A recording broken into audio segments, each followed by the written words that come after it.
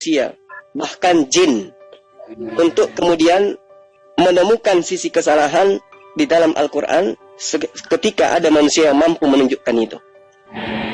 Jadi Al-Quran yang merupakan kalamullah itu menyatakan diri kepada seluruh makhluk, termasuk kepada jin, termasuk kepada apapun yang kemudian mampu menelaah apa yang ada dalam Al-Quran. Intinya adalah manusia. Wadda katsirun min ahlil kitabi law yaruddunakum min ba'di imanikum kuffara. Nah, ini lagi-lagi kuffara ini yang menjadi salah satu sentralisasi sebagai tangan kanan iblis untuk kemudian menyesatkan manusia, menyeret manusia dari Al-Quran. Hasadan min 'indi anfusihim min ba'di ma tabayyana lahumul haqqa. Jadi yang dikatakan kafir itu senantiasa mengajak kepada hal yang peruntukannya meninggalkan sesuatu kebenaran. Fa'fu wasfahu hatta ya'tiyallahu bi amwarih. Innallaha ala kulli syai'in qadir. Jadi ada kekuatan yang kemudian digalakkan oleh iblis ya, untuk mengajak manusia itu meninggalkan Al-Quran. Sehingga Allah menerangkan kepada umat manusia, khususnya kepada umat Islam, wadda katsirun min ahlil kitab. Jadi di antara manusia itu mereka ingin kemudian mengajak umat Islam meninggalkan imannya menuju kepada kekafiran setelah datang kepada umat Islam itu kejelasan yang nyata tentang kebenaran. Nah, ini kita harus waspadai. Maka keberadaan Kristen Muslim kemudian itu adalah menjaga umat Islam dari upaya-upaya untuk menarik umat Islam itu menuju kepada kekafiran. Karena 1400 tahun silam Al-Quran sudah menjelaskan itu. Bukti upaya mereka, ya, iblis dan konco-konconya ini adalah membuat sebuah manipulasi nyata menuduh sesuatu terhadap Al-Quran yang tidak berdasar. Contoh misalnya diantaranya tuduhan bahwa Al-Quran itu surah Al-Fatihah adalah mengadopsi dari doa-doa atau apa yang menjadi bagian daripada pemahaman iman orang terdahulu. Nah, kalau kemudian umat Islam itu lemah, umat Islam itu lalai, umat Islam itu tidak kemudian konsentrasi terhadap pewahyuan Al-Quran dan kebenarannya dan semua aspek yang terkandung di dalamnya berupa perintah, maka umat Islam itu bisa saja menggenapi apa yang kemudian Al-Quran surah Al-Baqarah ayat 109 ini kemukakan. Wadda katsirun min ahlil kitabi law yaruddunakum min ba'di imanikum kuffara. Nah, ini makanya sahabat-sahabat sekalian, ya alhamdulillah bersyukurlah kita dengan adanya para kristolog didukung oleh para ustadz-ustadz, para dai, ya, teman-teman yang memiliki kepiawaian di dalam disiplin ilmu yang terkait dengan diskusi lintas agama atau materi lintas agama, sehingga apapun yang menjadi subhat mereka, yang menjadi alasan mereka, yang menjadi alasan mereka untuk mengajak kita kekafiran, itu dengan mudah kita patahkan. Termasuk kepada tuduhan Al-Fatihah itu adalah dalil yang diambil, yang diciplak, yang ditiru dari kitab sebelumnya. Ini pembodohan, ini penipuan, dan ini bukti kelicikan orang-orang yang tidak senang terhadap Al-Quran. Kenapa? Kita melihat bagaimana kemudian sebuah negara, misalnya negara Republik Indonesia. Tolong yang noise, kalau bisa di staples dulu mulutnya biar telinga saya nggak ini. Soalnya saya pakai headset ini, kasihan saya punya kuping. Ya, teman-teman belum lanjut. Iya, makasih. Bagaimana kemudian negara Republik Indonesia itu berdiri? Apakah berdiri begitu saja? Tidak.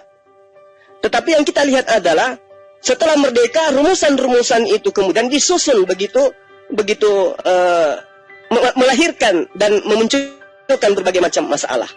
Lalu sampai kepada satu kondisi di mana keputusan diambil bersama secara mufakat. Pancasila, dasar-dasar Pancasila, poin-poinnya, sub-sub yang ada di dalamnya, kisi-kisi, referensi yang digunakan, semua membutuhkan data, membutuhkan waktu, membutuhkan ilmu, membutuhkan orang per orang, membutuhkan seminar, membutuhkan musyawarah, membutuhkan pertemuan, membutuhkan konsili, muktamar, dan seterusnya. Sehingga hal itu tercatat dalam sejarah. Ini untuk membentuk sebuah negara. sangat luar biasa kemudian kalau membentuk sebuah agama.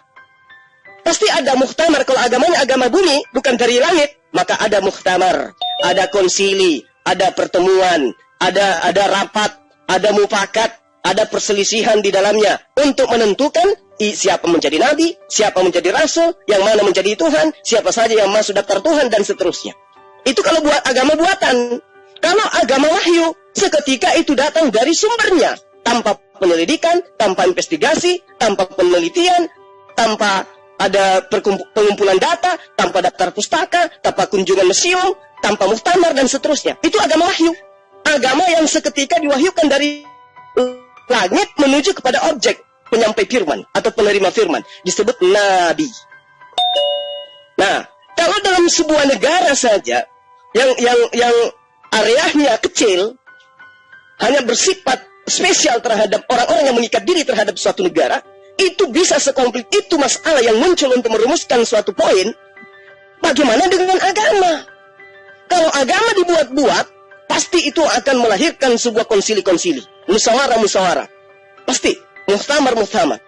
Karena kenapa? Terkait dengan hukum-hukum yang ada di dalamnya. Nah, sebuah agama yang muktamarnya asal-asal saja, pasti kitab sucinya itu tidak memuat hukum-hukum. Atau paling tidak, apapun yang termaktub di dalamnya itu cacat dia. Logika, sejarah, kemudian ilmu yang ada di dalamnya itu pasti cacat. Nah, kalau agama wahyu, tanpa konsili, tanpa musyawarah, tanpa penelitian, tersusun kemudian kitab sucinya, tidak akan ditemukan kesalahan di dalamnya. Kalau itu berasal dari Sang Pencipta langit dan bumi. Percayalah itu.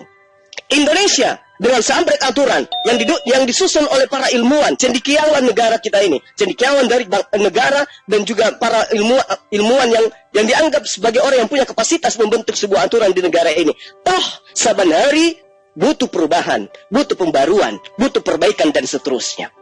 Nah, ini Islam disusun hanya satu orang, yaitu Rasulullah Muhammad SAW 1400 tahun silam. Jauh dari keberadaban, jauh dari modernisasi, jauh dari disiplin ilmu yang dijadikan sebagai acuan untuk mengatakan manusia berbudaya. Jauh. Dia hidup di zaman jahiliyah. Seorang diri mampu memutuskan sebuah hukum, di mana komponen-komponen hukum itu semua tersurat di dalamnya, tersirat di dalamnya, dan kemudian poin-poinnya baru ditemukan oleh orang-orang yang bertitel profesor hari ini. Subhanallah. Jadi kalau ada kemudian tuduhan orang-orang yang mengatakan Al-Fatihah itu diambil dari doa-doanya orang Yahudi, nenekmu kiper, data apa yang Anda bisa tunjukkan? Jangan manuskrip, jangan. Karena Anda tidak akan pernah mampu itu. Tunjukkan aja sejarah mana dari pihak Anda yang pernah mencatat Umar bin Khattab, Said bin Sabit, kemudian Ali bin Abi Thalib, dan seterusnya, termasuk Rasulullah Muhammad SAW, itu pernah melakukan rapat darurat atau rapat kilat atau muktamar untuk menentukan mana ayat pertama dari Al-Fatihah, mana ayat kedua dari Al-Fatihah, mana ayat ketiga dari Al-Fatihah, diambil dari manuskrip mana, kemudian diteliti oleh siapa, diputuskan oleh siapa. Tunjuk itu dari pihak Anda kalau ada. Ya, sampai itu bulu alis pindah pas di atas puting tete, puting dada, itu tidak akan pernah bisa Anda temukan. Kenapa? Karena memang itu tidak ada. Kok tidak ada? Karena Al-Quran itu adalah wahyu dari langit. Yang namanya wahyu dari langit, yang tahu itu hanya Allah, perantaranya berupa malaikat dan juga Nabi yang menerima wahyu itu. Itu poinnya. Jadi tidak akan ada kekuatan di atas muka bumi ini yang mampu menunjukkan kesalahan Al-Quran. Kalau ada orang yang mengatakan Al-Quran itu bukan wahyu, satu, kalau orang itu tidak miring, orang itu tidak punya malu, orang itu gila. Itu aja. Dia laksana apa? Laksana orang buta yang mencoba mengintip, kemudian hasil intipnya ditorehkan di atas kertas, lalu apa yang dituliskannya itu dianggap sebuah kebenaran sesuai dengan penglihatannya, sementara dia sendiri adalah orang buta. Saya kira begitu sementara ya, sebagai pengantar kritik akal sehat, supaya orang-orang di luar sana itu memahami dengan benar bahwa Islam dengan Al-Qurannya menantang dunia untuk supaya membuktikan Al-Quran itu bukan wahyu dari langit. Demikian sementara, silakan. Masya Allah. Itu ya, untuk para pemuja Islam, itu hati-hati loh. Kalau ampe alis pindah ke tete kan kalian nggak mau, mesti ada jadi buktinya tuh. Dari kalian sendiri mesti ada tuh. Siapa yang ngurutin Al-Quran, di mana itu ngambilnya mesti ada buktinya. Baru bawa kemari, bawa ke di arena kita dialogkan. Sekarang berikutnya ini ada tamu spesial kita yaitu Ustadz Zina Tahta dengan channelnya Tahta Channel. Tafadhol Ustadz kami. Assalamualaikum warahmatullahi wabarakatuh. Waalaikumsalam warahmatullahi wabarakatuh. Assalamualaikum warahmatullahi wabarakatuh.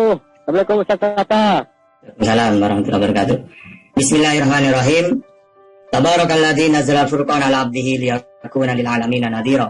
Allahumma shalli wa sallim ala sayyidina wa maulana Muhammadin wa ala alihi wa sahbihi wa barik wasallim. Rabbi shrah li sadri wa yassir li amri wa hlul 'uqdatam min lisani yafqahu qawli amma ba'd. Pertama-tama saya mengucapkan salam dulu dan mengucapkan terima kasih karena sekarang dan saya senang ya telah berjumpa bertemu dalam satu arena ya dengan gurunda saya ya, dengan senior saya yaitu Gurunda Juma ya, dan juga Ustadz Alwan ya. Ya saya dengan Triun ini ya masih junior itu. Jadi apa? Jadi kami bahagia.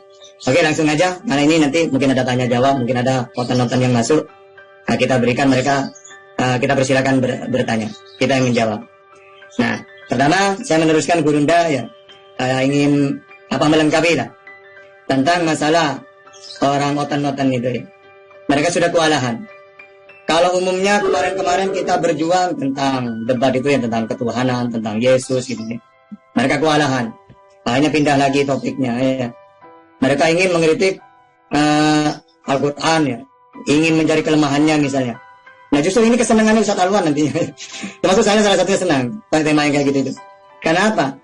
Saya sering mengatakan Al-Quran itu sudah final. Apa yang kalian tanyakan sebelum ditanya sudah ada jawabannya. Gitu. Sehingga kalau pakai metode pakai cara seperti ini, debatnya itu tanpa bunuh diri itu namanya. Nah, apalagi mau ngundang mana? Ngundang di luar negeri ya. Mau dari Mesir, mau dari Arab Saudi, itu tidak pengaruh apa-apa. Sama sekali tidak ada pengaruhnya apa-apa. Tetap malah semakin ketahuan kelemahannya mereka. Nah, sekarang yang jadi kayak kemarin-kemarin ya, diklaim bahwa Al-Quran itu menjiplak lah atau meniru kitab-kitab dahulu. Nah, padahal mereka sendiri kadang-kadang mengatakan Nabi itu ummi gitu ya. Kan sudah jelas kitabnya dalam Al-Quran. Wa ma kunta tatlu min qablihi min kitabin wa taqutuhu bi yaminik idzal lartabal mubtilun. Di situ jelas kan, Nabi itu ummi, tidak pernah menulis atau membaca kitab terdahulu. Nah, gimana mau jiplak, gimana mau niru gitu ya. Nah, terus ada lagi klaimnya itu bahwa Fatihah bukan ayat Al-Quran. Dari mana kami sudah jelas itu. Misalnya kami menjiplak sudah dibantah dengan Al-Quran itu sendiri. Dengan hadis juga gitu. Ya, bahwa Al-Quran itu ma unzila fit Taurat wala fil Injil wala fil Furqan misluha. Ya, misliha gitu ya. Maksudnya apa? Ini termasuk 7 ayat Al-Fatihah ini ya. Termasuk spesial yang tidak pernah Allah turunkan baik dalam Taurat dan Injil. Nah, sekarang kalau mengklaim ngambil dari mereka, dari kitab, mana? Di ayat mana? Di perjanjian lama atau perjanjian baru? Tidak bisa dibuktikan. Terus Al-Quran, Fatihah khusus Fatihah bukan Al-Quran. Karena Ibnu Mas'ud juga mengatakan bahwa Al-Ma'udatain dengan Al-Quran, dengan Fatihah bukan. Nah ternyata apa ya? Di Ulumul Quran sudah dibahas itu. Semua pendapatnya Ibnu Mas'ud itu adalah batil. La yasihu, tidak sah, tidak sahih. Sehingga apa? Karena Ibnu Mas'ud sendiri pasti dia sholat baca Fatihah. Andai kan dia tidak mengakui, ya pasti dia tidak akan baca Fatihah. Nah, kalau tidak baca Fatihah, ya tidak sah sholatnya. Kenapa? Idza kuntu ila sholat fakabir summa qra' ma tayassara minal Qur'an. Apa? Ketika kamu sholat, bacalah ma tayassara minal Qur'an, itu Fatihah.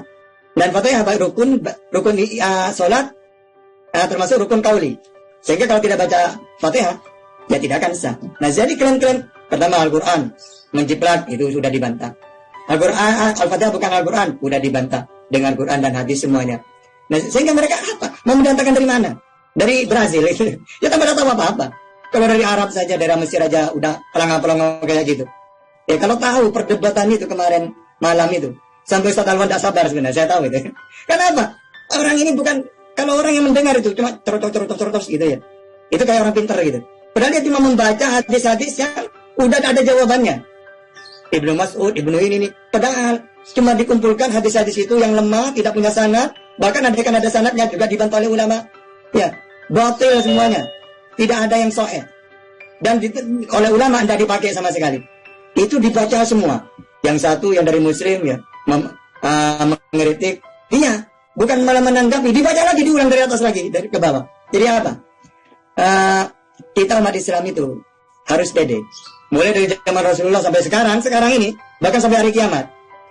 Masalah perdebatan, kita umat Islam pasti ada di puncak, di atas angin itu. Itu sudah. Dan perdebatan udah ada di zaman Rasulullah. Ya, sehingga apa? Sampai sekarang pun, bahkan selamanya, kita akan selalu menang. Makanya Ustaz Juma itu pede aja. Kemana-mana dia itu tenang. Dia yakin bahwa apa? Yang namanya perdebatan, Kristen dengan Islam dari dulu, pasti tidak ada apa-apanya. Tapi secara akal, coba kita pakai akalnya. Mereka mau pakai dalil apa coba? Mereka ditinggal Yesus 3 tahun, yang cuma mengenalkan tauhid, ditolak. Mau menentang agama yang sempurna, al-yauma akmaltu lakum. Gimana coba? Ini mereka cuma modal imani saja. Tentang ketuhanan mereka tidak punya dalil. Seperti orang-orang seperti Selayar, Bang Juma. Enak, ibaratkan cuma mukul-mukul doang gitu ya. Tidak ada perlawanan aslinya. Nah, sekarang mau pakai metode apapun, mereka tidak akan bisa. Ya, kalau internasional sekarang ada Zakir Naik, dulu ada Ahmad Didat, di Indonesia banyak lah. Ya. Jadi apa? Itu sudah dari sejarah seperti itu. Dulu orang kewalahan, orang-orang Quraisy sampai mendatangkan orang Yahudi, karena orang Yahudi zaman dulu itu terkenal cerdasnya. Untuk menghentikan hujahnya Rasulullah, mereka sampai nyewan orang Yahudi. Ya, orang Kristen udah tidak mampu. Ya, mereka menyewan rabi-rabi itu, tetap tidak mampu. Ya, terus Rasulullah tidak ada, masih ada Ibnu Abbas, ya Sayyidina Ali. Tidak ada beliau, masih ada tabi'in yang luar biasa. Bahkan semakin banyak rabi-rabi yang masuk Islam.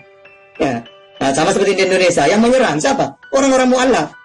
Karena orang mu'allaf itu menerima kebenaran dari kitabnya, sehingga mereka itu enak mukul-mukul gitu. Nah, kalau orang yang murtad, rata-rata tidak tahu apa-apa tentang Quran. Enak, Ustaz Alwan yang enak. Ya, tinggal apa? Disuruh bertanya aja, ngapain debat gitu ya. Ini apa? Karena skala debat, kesurupan doang. Ini masuk penjara. Coba. Karena apa? Tidak sesuai dengan kenyataannya. Kalau orang-orang kayak Ustaz Kainama misalnya, dia menyampaikan dengan dalil, karena apa? Ada juga mantan-mantan pendeta, enak menyampaikan. Nah, kalau yang murtad ini kasihan saya. Memelintir Al-Quran, dipelintir gini-gini, menfitnah-fitnah, akhirnya masuk penjara. Gitu. Karena apa? Anda kan debat, coba debat baik-baik. Mau bahas apa? Mau bahas Al-Quran ayat apa? Kan enak. Ini enggak. Ditantang, misal Bang Juma nantang enggak mau. Keluar-keluar pakai YouTube. Nanti banyak orang enggak terima. Kenapa? Karena ayat dipelintir-pelintir. Ya itu salahnya sendiri gitu. Coba debat dengan baik-baik. Enak. Gitu ya. Mungkin itu dulu Bang Selayar, silakan. Nah, kembalikan dulu. Masya Allah, ini ya apa? Sangat mencerahkan sekaligus menghibur gitu kalau Ustaz Zina Tahta udah menjelaskan ya. Jadi begitulah kekristenan, terutama untuk oknum yang menghujat Islam. Ketika kalian mau memberikan syubhat bahwasanya Quran ini menjiplak, itu malah jadi topik bunuh diri ketika dibawakan gitu. Makanya untuk kekristenan yang bijak dalam menggunakan frasa berdusta demi kebesaran nama Kristus, mereka nggak akan mau dialog. Karena kalau dialog yang terjadi adalah seperti yang dibilang oleh Ustaz Tahta gitu, jadi bahan lawakan. Nah ini mungkin sudah ada apa?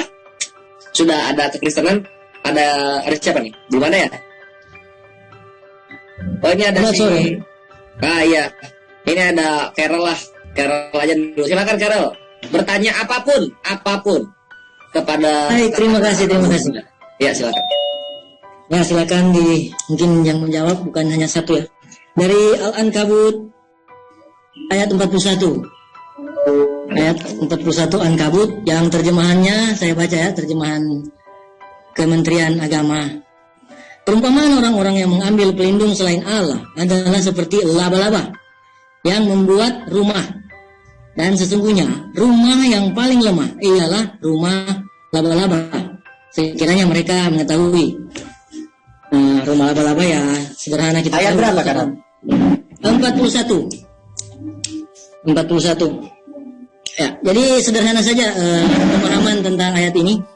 Tapi yang lumayan sederhana, lumayan membuat saya terkesima itulah laba-laba. Karena laba-laba ini ternyata rapuh dalam hal rumah mereka, bukan hanya soal rumah atau sarang laba-laba, tapi ternyata juga rapuh dalam relasi mereka. laba-laba. Ya, pertanyaannya apa? Laba-laba perempuan bisa laba-laba laki jantan ya, memangsa laba-laba jantan dan memangsa juga bisa memangsa anaknya sendiri. Nah, inilah alaminya laba-laba. Secara alami laba-laba ya seperti ini sifatnya. Nah, saya terus terang ketika berdiskusi dengan orang-orang, kalau mereka mau menolak apa yang saya katakan, mereka akan mengatakan soal kealamian, naturnya manusia. Nah, ternyata natur atau hal-hal alami ternyata ini tidak mutlak dijadikan sebuah standar moralnya manusia. Mengapa demikian? Karena alaminya laba-laba seperti ini, ya, memangsa, rapuh relasinya, bukan soalnya rapuh dari rumahnya saja. Rapuh relasi mereka satu dengan yang lain. Jantan dan betina rapuh, induk dan anak rapuh, ternyata anak dimangsa oleh induknya. Nah, jadi yang sekali lagi yang saya simpulkan dari laba-laba adalah, atau kesimpulan dari apa yang orang katakan, tampik dari apa yang saya suarakan atau kami suarakan ialah sifat alami entah dari laba-laba atau dari yang lain, sifat alami itu tidak bisa jadi standar moral kami manusia, ya, apalagi ya lain-lain kita dipelajari dari manusia. Gitu. Oke. Pertanyaannya apa soal sifat alami laba-laba ini? Iya. Ya, oke. Monggo. Sudah. Monggo kan pertanyaan lu belum ada, lu baru curhat soal laba-laba. Nah, itu mungkin dijelaskan aja mungkin. Jadi, ya boleh. Itu perumpamaan orang yang menjadikan pelindung selain Allah, berhala dijadikan Tuhan selain Allah, itu lemah. Ibaratkan mereka laba-laba membuat rumah sebagai pelindung. Pertama lemah, dua tidak apa dari matahari ya tetap kepanasan, dari angin ya tetap gitu. Jadi intinya di situ orang yang mengambil pelindung selain Allah, dijadikan pelindung selain Allah, ibaratkan laba-laba yang membuat rumah untuk jadikan pelindung. Pertama ya rapuh, dua dari matahari ya tetap kepanasan, dari hujan ya kehujanan gitu. Intinya cuma gitu itu. Ya perumpamaan orang yang mentuhankan Allah dengan orang yang tidak mentuhankan Allah, yaitu berhala-berhala. Itu lemah mereka itu gitu. Itu doang gitu. Gimana? Bisa dipaham? Ya, bisa dipahami. Ya udah. Oke, thank you. Kalau begitu kita lanjut ke pertanyaan berikutnya. Mungkin silakan Ikhwah jika ada yang ingin ditanyakan kepada Ustaz Tata dan Bunda Zuma. Bebas apa saja, tapi topik utamanya tentang Taqiyah Korintusnya oknum kekristenan yang menyatakan bahwa Al-Fatihah ini menjiplak dokumen-dokumen terdahulu. Silakan. Assalamualaikum warahmatullahi wabarakatuh. Waalaikumsalam warahmatullahi wabarakatuh. Batosai kami. Laba-laba, yang ngomong laba-laba ya. Aku mau ngomong laba-laba. Laba-laba dengan labi-labi itu sama enggak? Kita tahu enggak labi-labi? Apa tuh labi-labi? Bahaya Pak Ci nih kalau bicara labi-labi.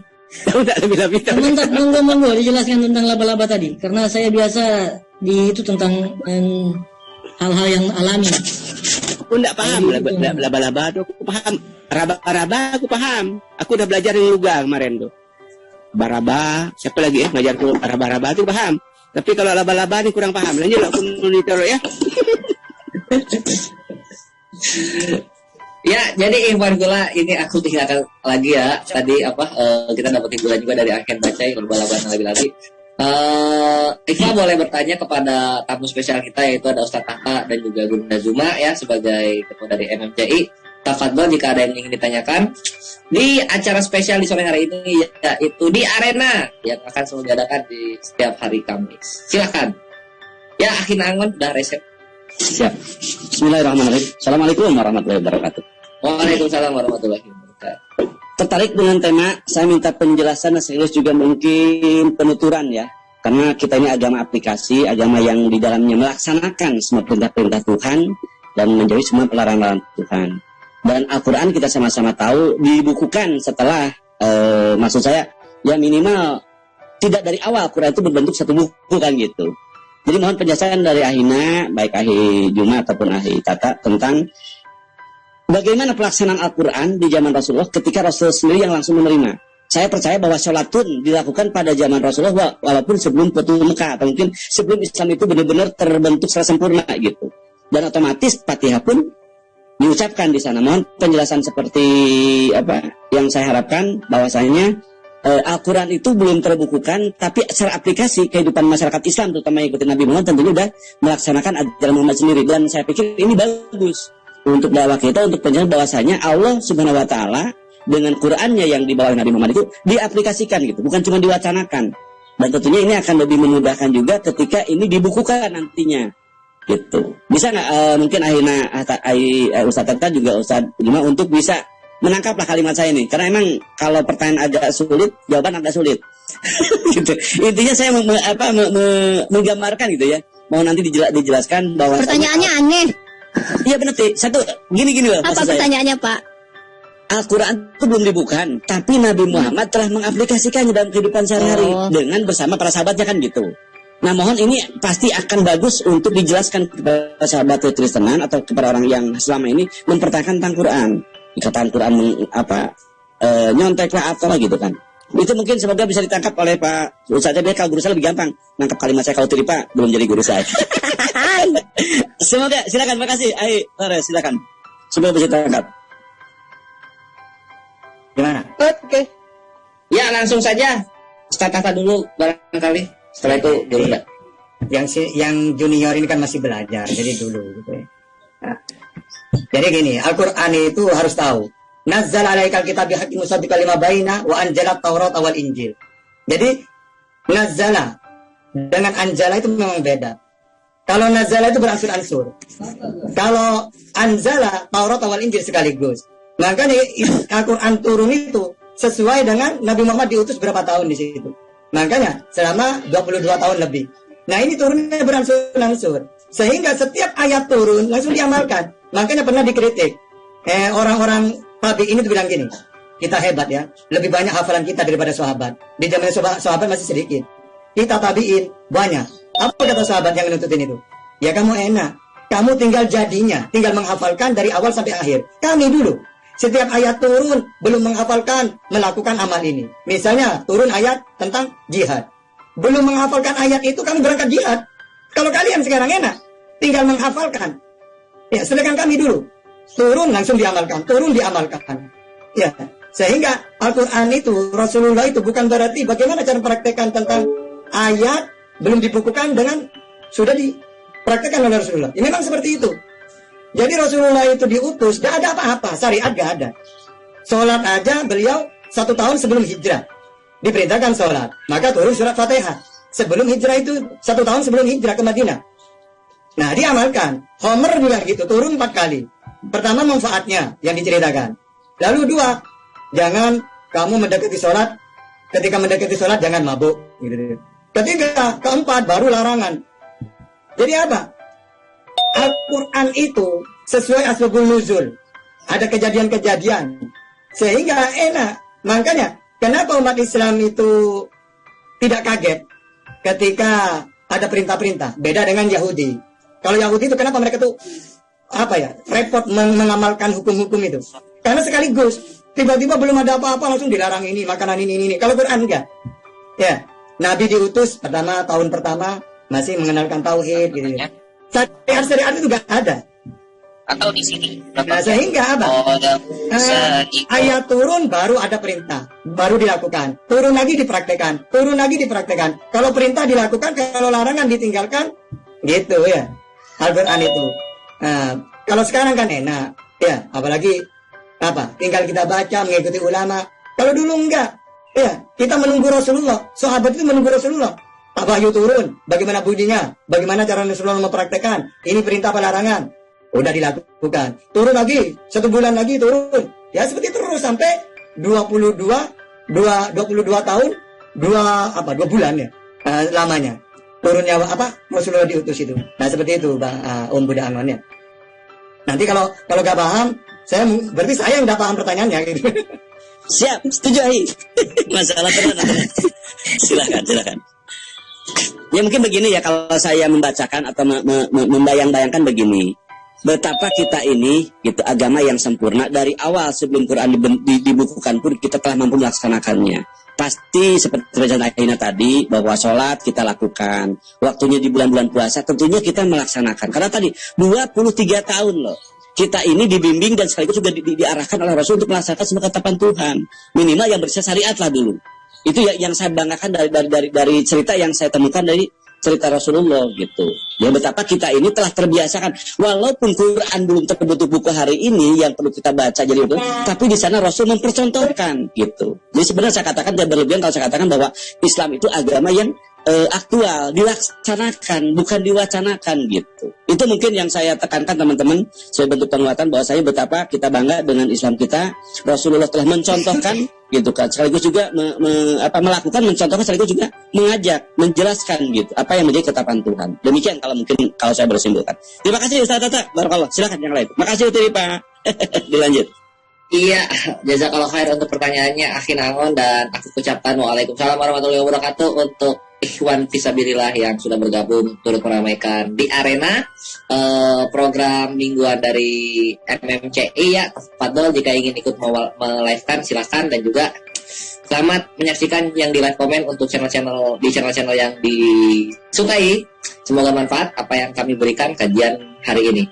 Nah, mungkin Gurunda ada yang ingin ditanggapi mengenai perbedaan antara Yahudi dan Islam ya, yang dimana Islam itu syariatnya terutama yang di dalam Al-Quran turunnya berangsur-angsur, berbeda dengan Yahudi yang jebret langsung bengkak tuh pundak tuh. Dapat Gurunda. Baik. Terima kasih ya atas materi ini ya. Materi ini sangat bagus ya, karena kita bisa membedakan dua mata rantai pengajaran yang merupakan syariat baru diwahyukan oleh Allah kepada dua umat yang berbeda.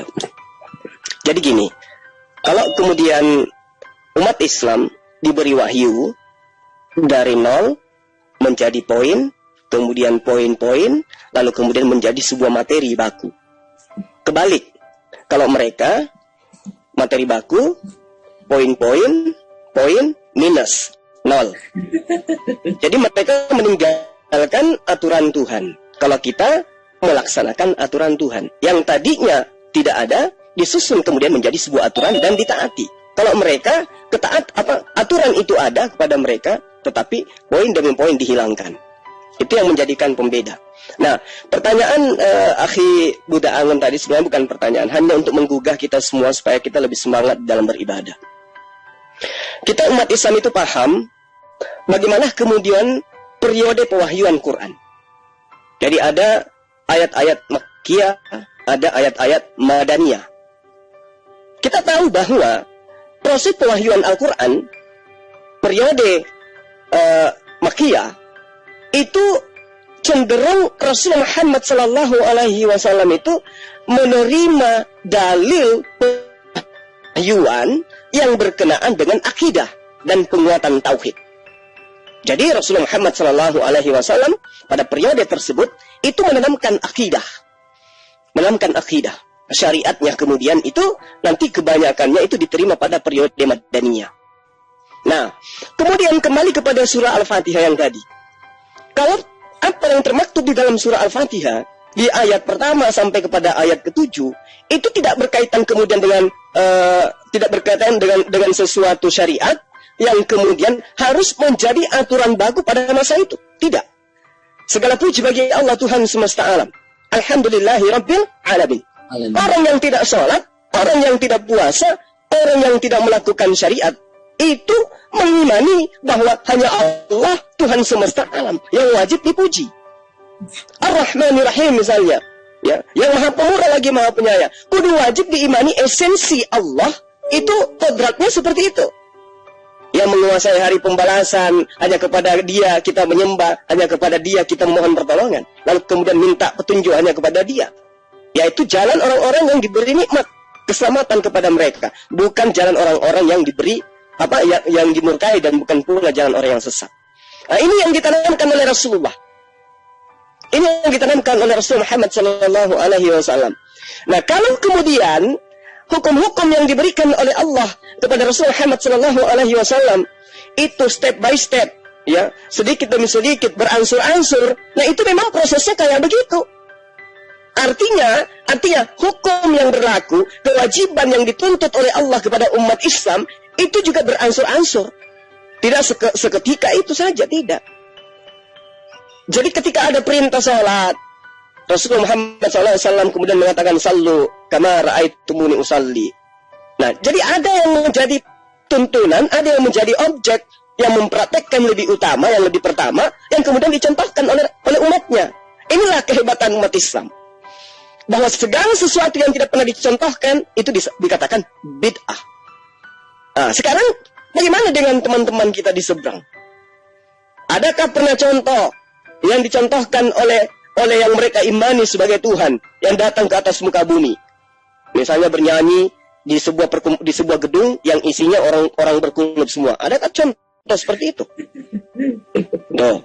Ibadah hari Minggu, kemudian apalagi menyembah kepada 3 pribadi, lalu kemudian makan makanan yang diharamkan di dalam kitab terdahulu, yang memang poinnya kemudian misi kedatangannya tidak menghilangkan setitik pun kemudian dihilangkan. Adakah poin-poin seperti itu? Atau adakah contoh yang diberikan bagaimana kemudian menghapus dosa, menebus dosa itu kudu wajib dengan darah manusia? Nah, kalau umat Islam itu tadi, bahwa apa yang kemudian dicontohkan pada masa periode Mekah, pada masa periode Madinah, itu harus dilaksanakan sesuai dengan anjuran daripada Rasul Muhammad SAW. Nanti setelah diwahyukan oleh Allah, stempel ya, legalitas kesempurnaan Al-Quran, barulah kemudian semua rangkaian daripada apa yang diwahyukan oleh Allah terlebih 2 tahun itu menjadi syariat baku, aturan baku, hukum baku yang mau tidak mau umat Islam harus berusaha sekuat mungkin untuk taat atas perintah dan larangan yang ada dalamnya. Al-yauma akmaltu lakum dinakum wa atmamtu alaikum ni'mati wa raditu lakumul Islam madina. Nah, setelah itu diwahyukan oleh Allah, berarti sempurnalah semua apa yang kemudian menjadi aturan main daripada Allah yang termaktub di dalam sebuah buku pedoman, yaitu buku petunjuk yang menjadi petunjuk kehidupan manusia. Jadi saya katakan begini, akhina, Al-Quran yang sudah sempurna itu laksana buku panduan untuk kemudian mengoperasionalkan sebuah alat. Contoh misalnya, kita membeli kulkas, tapi kita tidak tahu bagaimana cara mengoperasionalkan. Kita tidak tahu bagaimana caranya menyambungkan kelistrikan. Kita nggak tahu semua komponennya di dalam seperti apa. Apa yang terjadi? Kita tidak tahu, tidak ada buku panduan, tidak ada ilmu sama sekali dalam kehidupan sehari-hari. Maka apa yang terjadi? Ada yang nyembah pohon, ada yang nyembah batu, ada yang nyembah sapi, ada yang nyembah api, ada yang nyembah manusia, ada yang nyembah roh, dan seterusnya. Begitulah ceritanya orang yang tidak mengerti, beli kulkas, tapi dia nggak tahu apa peruntukannya. Di rumahnya belum ada listrik, tapi kalau melihat, oh ada kulkas di rumah teman, beli juga kulkas. Jadi apa yang terjadi? Dijadikanlah kulkas itu sebagai lemari pakaian. Karena dia nggak tahu, nggak ada buku panduannya, nggak ngerti dia. Begitulah kehidupan di atas muka bumi ini.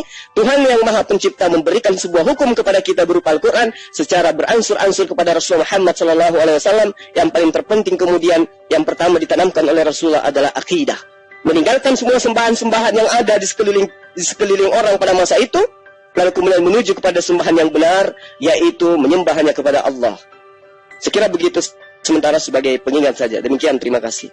Jazakallah khair gurunda kami untuk siraman amunisinya ya, mengenai pewahyuan yang tadi diawali dengan Ustaz Tahta kemudian disambungkan ke lagi-lagi takianya Tritungs mengenai Al-Fatihah. Semoga manfaat apa yang Gurunda Zuma berikan kepada kita semua. Amin. Amin. Kita mari kira.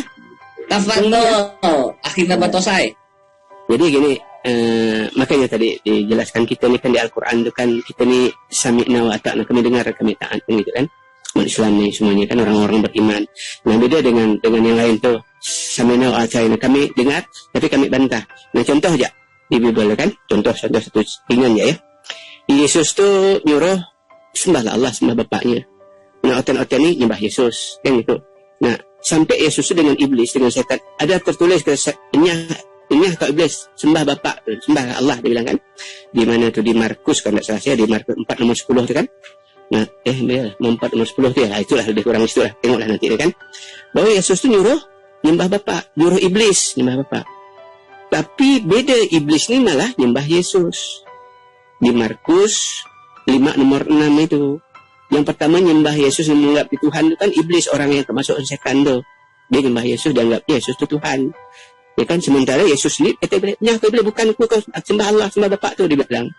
Nah artinya hari ini oten-oten tu yang nyembah Yesus, yang jadikan Yesus Tuhan tu dia ikut iblis gitu kan gitu. Maka ajaran Yesus ni dibolak-balik mereka gitu, dibolak-balik mereka. Yesus untuk Bani Israel, lalu dia ke mana-mana, kan gitu. Nah, jadi poinnya memang itu. Jadi kita memang diajari akidah dari pertama tu bagaimana kita menyembah Allah, mentauhidkan Allah tu. Nah, Watan tadi dia tu menyembah Yesus tu kerana dia ngikut iblis. Kerana iblis tu nak mau dia nyembah Tuhan, mau dia nyembah manusia. Nah, itu je mungkin kita lanjut yang lain. Ya, memang ini buat apa? Buat sekedar info juga, namanya Akhi Naim baca bilang. Yang pertama kali menyebutkan anak Allah di dalam perjanjian baru itu iblis. Jangan ngambek, ini itu kenyataannya. Nah, sekarang kita gilir lagi nih. Silakan ikhwah jika ada yang ingin ditanyakan kepada guru-guru kita, yaitu di sini ada tamu spesial kita Ustaz Zina Tahta dan juga ada Bunda Zuma. Tafadhol, silakan. Ya, Kerol enggak? Sambil nunggu boleh. Mungkin ada tambahan dari Ustaz Alwan kali dek. Silakan. Ustaz Alwan mungkin sih Diskoneksi ya. Audio Siap. Ustaz Juma aja tambahkan sikit Ustaz Juma tadi tentang iblis nyembah pertama yang nyembah apa? Yang nyembah Yesus tu di Markus 5 nomor apa tu nomor 6 ni kan. Dari 1 sampai 6 tu kan agak panjang cerita tu kan. Nah, iblis tu orang gila tu bisa mutus rantai gila macam mana tu dari kubur dia ke main orang gila kan. Dia tu yang pertama nyembah Yesus tu gitu. Sementara Yesus kan marah. Sembah bapak tu dia bilang di Markus 4 nomor 10 tu. Dia agak balikkan dia orang. Nah, cuba Ustaz Juma ajak jelaskan ini. Aku tadi jelas enggak nyaman hati tidak dengarkan nanti lalu singgung pula. Biar Ustaz Juma ajak biar halus sikit bahasa. Lanjut. Iya. Jadi gini, kita sudah acap kali menyampaikan ya bahwa tentang diri Yesus. Saya katakan gini. Kalau terkait dengan keberadaan Yesus itu di atas muka bumi. Kedatangannya itu, kalaupun diizinkan kita gila sejenak, sama-sama kita dibawa pada pokok pemahaman bahwa Tuhan pencipta langit dan bumi menjelma menjadi manusia. Maka ketika dia menjelma menjadi manusia, poin yang diajarkan ketika itu selama kurang lebih 3 tahun adalah melaksanakan, menyampaikan, membuktikan segala perintah sang Bapa kepada dia untuk ia katakan dan untuk ia laksanakan. Artinya, kalau kita gila sejenak, lalu kemudian kita ikut mengimani Yesus itu adalah inkarnasi daripada pencipta langit dan bumi misalnya, maka yang disembah jangan yang penjelmaannya, tetapi yang mengutusnya dia. Gitu. Jadi selamanya dia tidak akan pernah menjadi Tuhan. Dalam keadaan gila pun, kita tidak akan menyembahnya. Umat Islam ini tidak akan menyembahnya. Kenapa? Karena umat Islam tahu, Yesus itu manusia. 14 kali Yesus mengajarkan dirinya di dalam kitab Markus, bahwa dia adalah anak manusia. 27 kali di dalam Gospel Lukas. 14 kali di dalam Gospel Yohanes. Ya, dan dia tidak pernah menyebut dirinya sebagai anak Tuhan. Kalaupun ada di dalam Yohanes dia menyebut dirinya anak Tuhan, dia menisbahkan kepada orang lain. Dan orang lain yang mengatakan itu kepada dirinya. Yesus berkata, tapi dia tidak pernah mengatakan secara langsung. Hanya orang yang mengatakan Yesus berkata dirinya adalah anak Tuhan. Nah, lalu bagaimana kemudian tentang penyembahan kepada Yesus? Kalau kita tanya kepada umat Islam, Anda semua menyembah kepada Allah, ikut siapa? Jawabannya ikut kepada Yesus. Alasannya, karena Yesus menyembah kepada Allah. Jangankan kepada Bani Israel, kepada iblis pun Yesus ajarkan untuk menyembahnya kepada Allah. Itu poinnya. Jadi umat Islam itu menyembah Allah ikut Yesus. Nah sekarang teman Kristen menyembah Yesus itu ikut siapa? Nah ini lari kepada apa yang dijabarkan oleh sahabat kita tadi. Lari kepada orang yang kerasukan setan. Karena orang yang kerasukan setan itulah yang kemudian mempraktekkan, menyembah, mendudukkan Yesus laksana dewa yang musuh menjadi manusia. Menyembahnya. Orang yang tadi kerasukan setan, diikat rantai, tempatnya cuma di kuburan, ya, malam melintang di pemakaman, malam dia teriak di dalam kubur, di wilayah daerah kuburan. Lalu kemudian begitu melihat Yesus, seketika dia datang, sujud, menghambakan diri, menyembah kepada Yesus. Jadi kalau muncul pertanyaan siapa yang mencontohkan, menteorikan, menyembah kepada anak Maria bernama Yesus, kitabnya sendiri menerangkan, yang mencontohkan dan mempraktikkan itu adalah orang yang kerasukan roh iblis. Jadi kalau hari ini ada yang menyembah kepada anak manusia, percayalah, yang ada pada diri dia bukan Roh Kudus, bukan malaikat Jibril, tetapi adalah roh yang sama yang merasuki orang yang ada di pemakaman di dalam kitab Markus itu. Nah, itulah sahabat-sahabat sekalian. Kalau hari ini kemudian orang itu selalu mengajak kita berdialog. Contoh, sebentar malam ini kita mau dialog dengan si Erben. Apa temanya? Yang mana yang mengajarkan moral? Al-Quran atau gospel? Dan dia. Sebenarnya ini terlalu jauh materinya. Karena pasti akan nampar dia sendiri. Harusnya yang dia damaikan itu adalah ajaran Kristen versus ajaran Yesus. Itu dulu yang mereka harus satukan. Seperti semalam kita lihat. Bagaimana kita diserang. Oh, Allah itu adalah sebuah nama yang tidak pernah diperkenalkan oleh pencipta langit dan bumi dalam kitab Torah, dalam kitab Zabur dan juga kitabnya ajarannya Yesus. Kata narasumber dari Kristen. Kita sudah menjelaskan, jangan dari perspektif pemahaman Islam. Kita ambil dari orang Kristen yang pernah sekolah di Turki. Yang sarjananya bisa dengan menggunakan bahasa Arab, pas dalam bahasa Arab. Kita akan materi itu. Kita sajikan bahwa orang yang bernama si ini itu menunjukkan bahwa bahasa Arab itu adalah bahasa Semitik. Yang akar katanya sama-sama dari bahasa Semitik. Bahasa Abrahamaik. Bahasa yang serumpun. Sehingga ketika dia mengatakan Eloa, Alaha, Ila, Allah itu memiliki akar kata yang sama. Sudah selesai di situ sebenarnya. Dan ketika kita tanya, ketahuilah olehmu, kitabnya Nabi Musa berusia 1700 tahun sampai 1900 sampai ketika munculnya kitab gospel perjanjian baru itu. Lalu kenapa kemudian kata Yothepave bisa berubah menjadi Yesus? Kalau mereka minta tunjukkan kepada saya data dan kitab Torah bahwa dia menggunakan kata Allah. Sekali lagi saya katakan kepada mereka, dan kita harus pahami bersama bahwa Al-Quran diwahyukan oleh Allah itu tidak seperti kitab mereka. Melalui penyelidikan. Penyelidikan, kemudian investigasi, lalu kemudian mereka tuliskan berulang. Kalau Al-Quran itu tidak, murni wahyu. Mau dia seperti apapun kondisinya, kudu wajib dia adalah wahyu.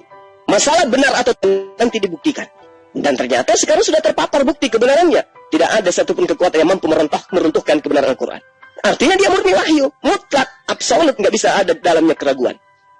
Nah, kemudian ketika kitabnya Nabi Musa dengan kitabnya mereka yang mereka sebut perjanjian baru itu usianya ribuan tahun namanya. Kita minta data kepada mereka. Udah petantang-petenteng sudah bisa menggunakan bahasa Ibrani pelan-pelan. Ditanya, oke, dan kata Yothepave di dalam bahasa Yunani kitabmu itu apa? Muntah darah ditanya kayak begitu. Muntah darah. Ayo tunjukkan Yothepave di dalam penyebutan bahasa Yunani dalam kitabmu yang jarak jauhnya itu 1700 tahun, apa penyebutannya? Memang tidak ada. Loh, berarti Yothepave tidak disebut di dalam kitabmu. Nah sekarang kalau kita melihat berbicara mengenai Tuhan, berbicara mengenai Bapa, berbicara mengenai sembahan, di dalam bahasa Yunani disebut apa? Theos, Theon, Kurios. Sekarang kalau berbicara mengenai linguistik, penutur ajaran mana yang menggunakan kata Theos, Theon, Kurios itu di dalam ajaran agamanya? Maka kita akan diarahkan kepada pengajaran politeisme, Hellenisme, Stoa. Artinya mereka konsepnya adalah konsep pagan Yunani Romawi. Tidak lari kepada Yothepave. Ini nyata. Jadi bagaimana lagi? Oh, Allah itu bukan nama Tuhan Abraham. Terus nama Tuhannya Abraham di dalam kitabmu bahasa Yunani itu sopo namanya? Namanya Tuhan kami itu adalah Hashem. Oh, bagus. Nama Tuhan kami itu adalah Elohim. Bagus. Apa lagi? Nama Tuhan kami itu adalah Yehova. Oh ya? Hashem. Oh, mantap. Sekarang tolong tunjukkan di dalam original teks Yunani kitab kamu itu yang dituliskan pada abad pertama. Menurut kalian dituliskan oleh murid-muridnya Yesus, di mana Yesus menyeru Tuhannya dengan sebutan Elie. Tolong tunjukkan dalam bahasa Yunani Elie, Elohim, Yothepave itu disebut dengan sebutan apa? Muntah darah mereka itu. Sampai kiamat dunia ini tidak akan ada yang mampu bisa menjawabnya itu. Tidak akan ada yang mampu. Tidak ada.